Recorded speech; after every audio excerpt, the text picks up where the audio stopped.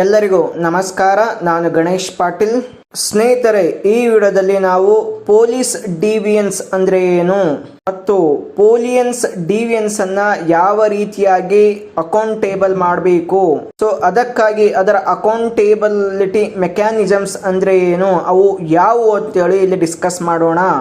ಮೊದಲನೇದಾಗಿ police deviance ಅಂತಂದ್ರೆ ಲಾ enforcement officers ತಮ್ಮ ಒಂದು ಪರ್ಸನಲ್ ಗೇನ್ಗಾಗಿ ಯಾವ ರೀತಿಯಾಗಿ ಲೀಗಲ್ ಅಥವಾ ಎಥಿಕಲ್ ಸ್ಟ್ಯಾಂಡರ್ಡ್ಸ್ಗಳನ್ನು ವಯೋಲೇಟ್ ಮಾಡ್ತಾರೆ, ತಮ್ಮ ಅಥಾರಿಟಿಯನ್ನು ಅಬ್ಯೂಸ್ ಮಾಡ್ತಾರೆ ಮತ್ತು ಪಬ್ಲಿಕ್ ನಲ್ಲಿ ಪೊಲೀಸ್ ಬಗ್ಗೆ ಇರುವಂತಹ ಟ್ರಸ್ಟನ್ನು ಯಾವ ರೀತಿಯಾಗಿ ಬೀಟ್ರೆ ಅಂದರೆ ವಿಶ್ವಾಸ ದ್ರೋಹವನ್ನ ಮಾಡ್ತಾರೆ.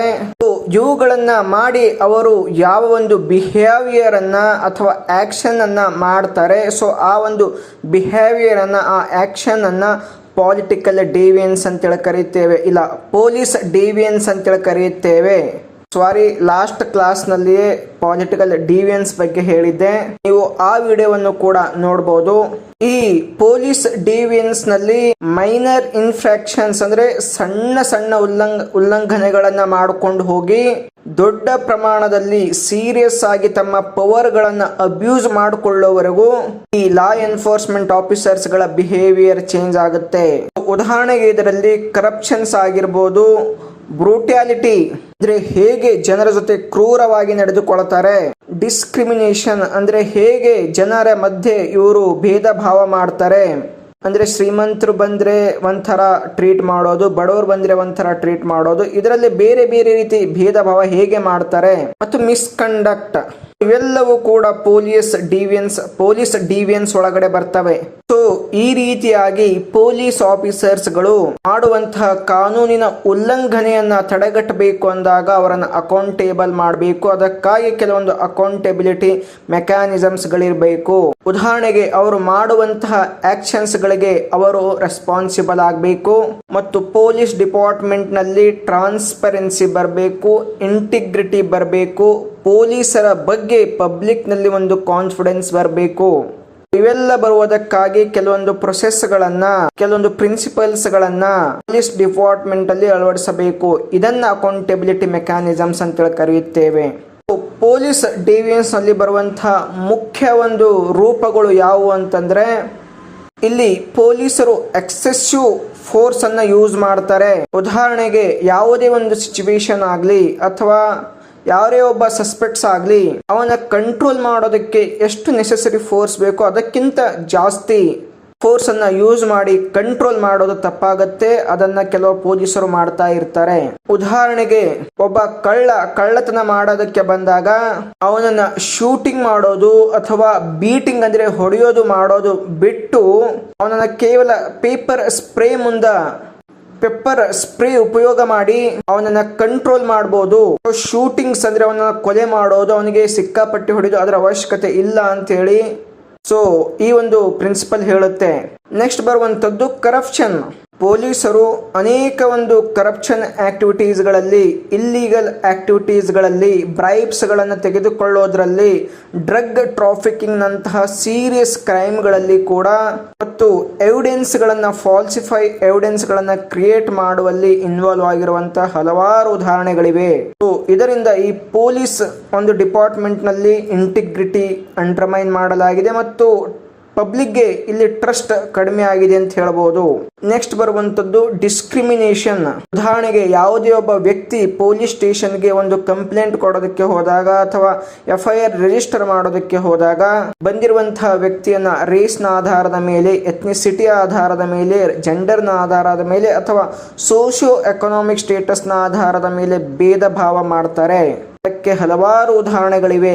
ನೆಕ್ಸ್ಟ್ ತಮ್ಮ ಅಥಾರಿಟಿಯನ್ನ, ತಮಗೆ ಕೊಟ್ಟಿರುವಂತಹ ಅಧಿಕಾರವನ್ನ ಮಿಸ್ಯೂಸ್ ಮಾಡಿಕೊಳ್ಳೋದು. ಉದಾಹರಣೆಗೆ ಪೊಲೀಸರಿಗೆ ಸರ್ಚ್ ಮತ್ತು ಸೀಸ್ ಮಾಡುವಂತಹ ಒಂದು ಪವರ್ ಇರುತ್ತೆ.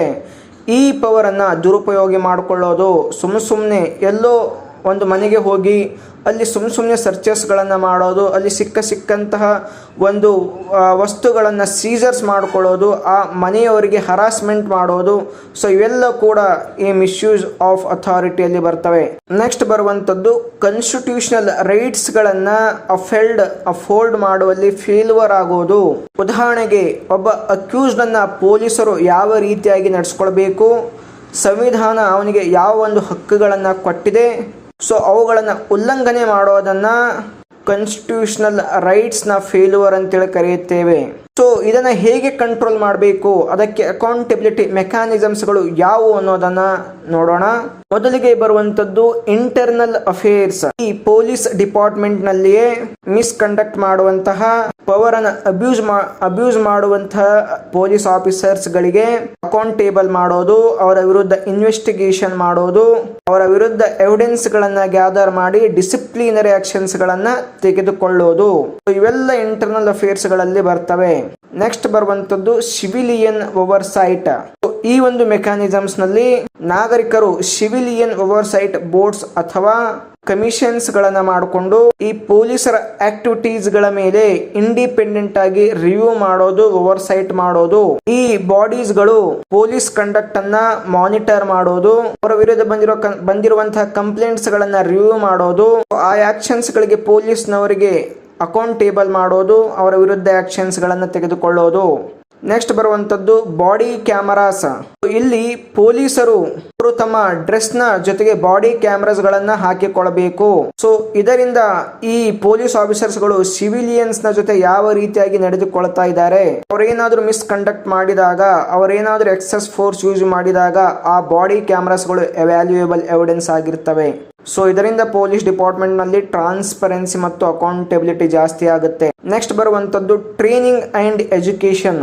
ಪೊಲೀಸರಿಗೆ, ಲಾ ಎನ್ಫೋರ್ಸ್ಮೆಂಟ್ ಆಫೀಸರ್ಸ್ಗಳಿಗೆ ಪ್ರೊಫೆಷನಲಿಸಮ್ ಆಗಿರಲು ಮತ್ತು ಅವರಲ್ಲಿ ಎಥಿಕಲ್ ಕಂಡಕ್ಟ್ ಅನ್ನ ಪ್ರಮೋಟ್ ಮಾಡುವ ಸಲುವಾಗಿ ಅವರು ಕಾನೂನಿನ ಪ್ರಕಾರ ನಡೆದುಕೊಳ್ಳಲು, ಅವರು ಸಿವಿಲಿಯನ್ಸ್ ನ ಜೊತೆ ಸೆನ್ಸಿಟಿವ್ ಆಗಿರಲು ಮತ್ತು ಮಾನವ ಹಕ್ಕುಗಳ ಬಗ್ಗೆ ಅವರಿಗೆ ರೆಸ್ಪೆಕ್ಟ್ ಹುಟ್ಟುವಂತಹ ಒಂದು ಟ್ರೈನಿಂಗ್ ಕೊಡೋದು, ಎಜುಕೇಶನ್ ಕೊಡೋದು.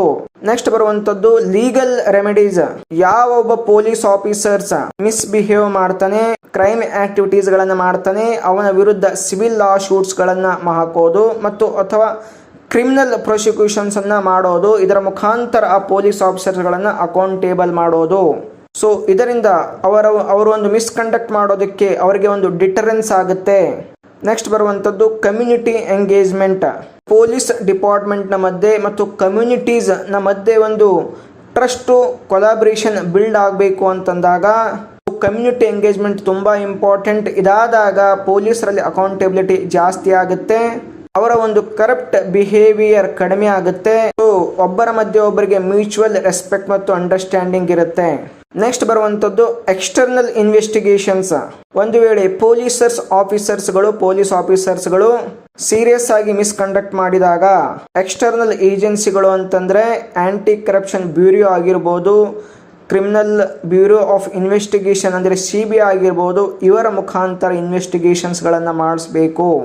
ಆಗ ಈ ಪೊಲೀಸ್ ಆಫೀಸರ್ಸು ಕರಪ್ಟ್ ಅಥವಾ ಇಲ್ಲಿಗಲ್ ಆಕ್ಟಿವಿಟೀಸ್ ಮಾಡಲು ಹೆದರಿಕೆ ಹುಟ್ಟುತ್ತೆ ಅವ್ರ ಹತ್ರ. ಸೊ ಸ್ನೇಹಿತರೆ, ನೆಕ್ಸ್ಟ್ ವಿಡಿಯೋದಲ್ಲಿ ಇನ್ನೊಂದು ಟಾಪಿಕ್ ಬಗ್ಗೆ ಡಿಸ್ಕಸ್ ಮಾಡೋಣ. ಎಲ್ಲರಿಗೂ ನಮಸ್ಕಾರ.